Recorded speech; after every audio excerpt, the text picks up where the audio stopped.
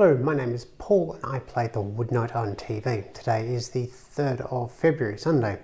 I'm just scraping by for my weekly shop update. The last week has been hectic. I'd mentioned that Nat was doing a lot better and then she wasn't. She had some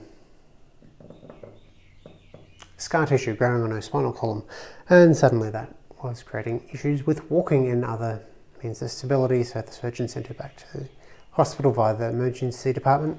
All's good. She spent a few days in hospital and has then gone back to the rehab hospital, which is a great facility, and she's getting better much quicker, but that was hectic. And most of my time this week has gone into visiting her. However, I have had a few things that I've been able to get to. I have started on the Wood Whisperer Guild gaming coffee table. I won't be doing a video on that because I don't want to. Maybe I'll make another one. The plan with that is that I will make one to sell, see how it goes. If I do sell it, I'll make another one or two.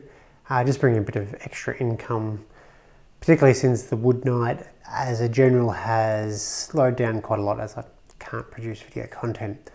The idea with the coffee table is it's much smaller, so if I crack the sads with it, I can pack it away and it's not quite as big a deal. It requires less material, I can do it all by myself without having others help me move it, those sorts of things. I did get a chance to make some really good progress with the router table cabinet. So I've got trays, drawers, not quite drawers, trays of router bits. I'm using these plastic tidies, I think they call them, and they're about $2.50 each here in Australia, and there's 4 segments here. They just have a dovetail that connects them, and the same goes for the 1/4 inch shank bits, so that'll be really handy having all my bits at the router table.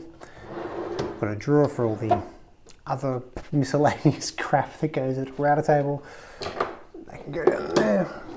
On this side I will have some shelves, just on shelf pins, because I didn't know what other storage I wanted, so that gave me a little bit of flexibility.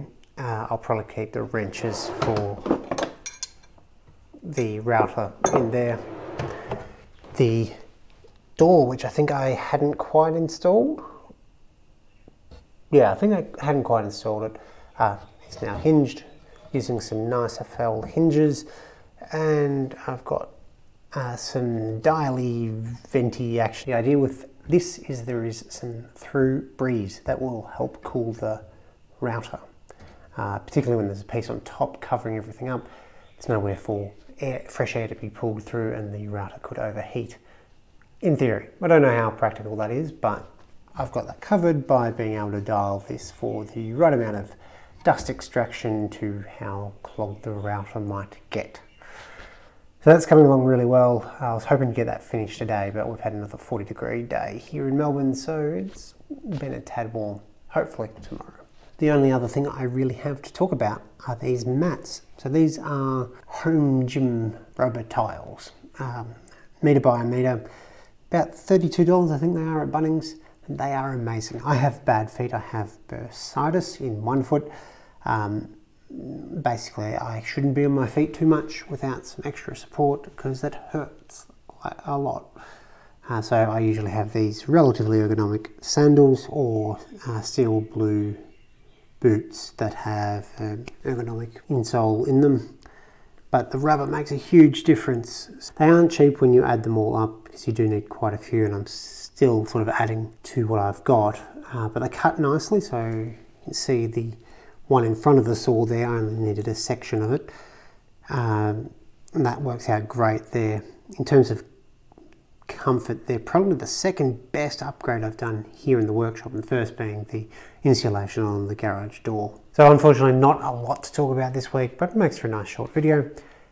I'm hoping in the week coming I'll get the router table finished. It's mostly editing and plan writing at this stage, hoping by the end of the week. Then the next video will be the Arbortech Mini Carver review that I still just haven't had a chance to use. And get into some furniture projects, which should be good fun. Thanks for watching.